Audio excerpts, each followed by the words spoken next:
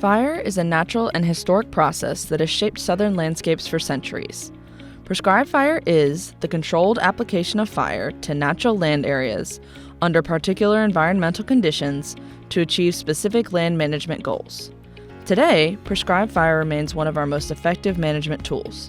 When applied correctly, it has many benefits, such as improved wildlife habitat availability and forage quality, promoting forest health and resiliency, lowering wildfire risk by reducing hazardous fuel buildup, and preserving a rich cultural heritage of land stewardship. While prescribed burning can initially feel intimidating, this video provides an overview on the essential steps using information from the core, action, and informational chapters of the Guidebook for Prescribed Burning in the Southern Region. This guidebook takes you step by step through the process of planning, preparing, and conducting a safe and successful burn, from the early planning stages to the final evaluation. Every successful prescribed fire begins long before you ignite. It starts with a walk through your property. Your first step is to define a clear management purpose with explicit goals and objectives. Why are you burning? What do you hope to achieve? What can you measure?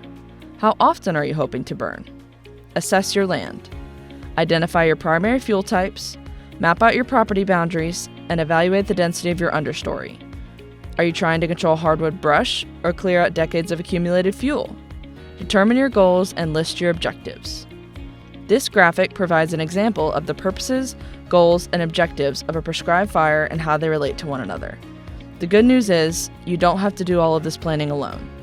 Connecting with resources like your state forestry agency or local extension office, or joining a prescribed burn association, gives you access to mentorship, shared equipment, and experienced neighbors who can help you safely achieve your goals.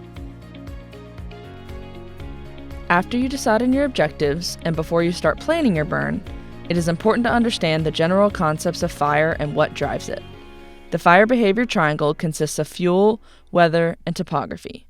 While you cannot change the topography of your land, you must carefully select your weather parameters. Factors such as temperature, relative humidity, wind speed, atmospheric stability, and wind direction will influence your fire behavior and intensity. High temperatures and low relative humidity make fuels dry and highly flammable, increasing fire intensity.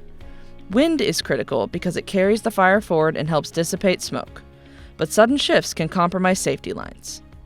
Always check local forecasts and the National Weather Service Fire Weather Dashboard to ensure predicted conditions fall strictly within safe parameters. Using tools like a Kestrel for regular weather checks can help you monitor any changing weather conditions on the day of the burn.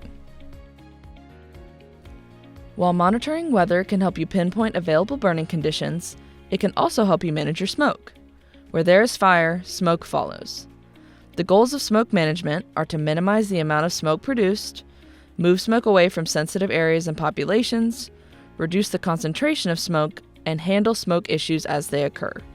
Before burning, you must identify any smoke-sensitive areas such as highways, schools, residential neighborhoods, and hospitals. Utilize digital smoke screening tools such as the Simple Smoke Screening Tool or vSmoke Web to map out your predicted smoke plume based on forecasted wind directions. Make sure to follow the basic smoke management practices. Pay close attention to atmospheric stability indexes and mixing heights to ensure smoke lifts high into the sky and scatters, rather than being trapped low to the ground, where it can create dangerous visibility hazards on nearby roads and affect public health. Depending on your fuel type and amount, ignition patterns can also dictate the amount of smoke produced. Fuel is anything that can burn. Fuels are characterized by a number of physical factors that relate to how they will burn, such as the type, vertical and horizontal arrangement, load or amount present, moisture levels, and the fuel sizes and shapes. All of these characteristics interact with one another along with weather conditions. Fine fuels, like dry grasses and pine needles, ignite easily and carry the fire across your property quickly. Heavy fuels, like logs, stumps, and deep organic duff, take longer to ignite but burn much longer and hotter, creating residual smoke and heat long after the main fire has passed. Knowing your fuel type and loading helps you predict how much heat your fire will generate. However, fuel is only one side of the triangle that determines fire behavior. Fire behavior is a product of the interaction between the physical variables of fuel, weather, and topography, also called the fire behavior triangle. Before burning, fuel should be assessed and the burn should be ignited using firing techniques that will account for site conditions and topography. A backing fire moves slowly against the wind, resulting in shorter flame lengths and lower intensity, making it easier to control and ideal for sensitive areas. A heading fire moves with the wind, spreading rapidly with much longer flame lengths and higher intensity. Ignition devices also play a role in fire behavior and intensity, with the most widely used tool being a drip torch. It is important to assess characteristics of the fire behavior triangle, timing of the burn, ignition devices, and ignition techniques when determining desired fire behavior for your burn. Now, you can put the fire science and management concepts into a written burn plan. This written document details your prescription, which includes the fuel type on your property, ignition strategies, necessary pre-burn preparation, acceptable weather conditions, the number of crew members needed, and the equipment needed to safely and effectively execute the burn.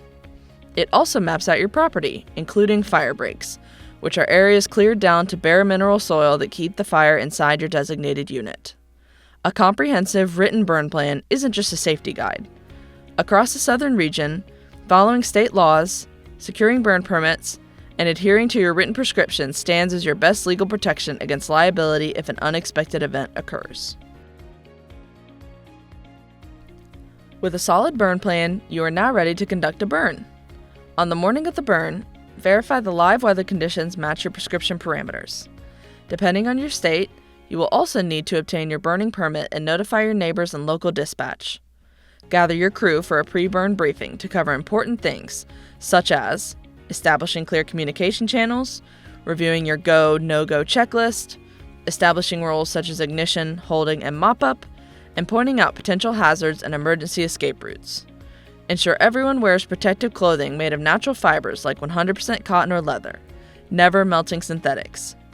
Light a small, controlled test fire first to confirm smoke behavior and fire intensity match your plan. If everything aligns, systematically deploy your ignition patterns using your ignition devices.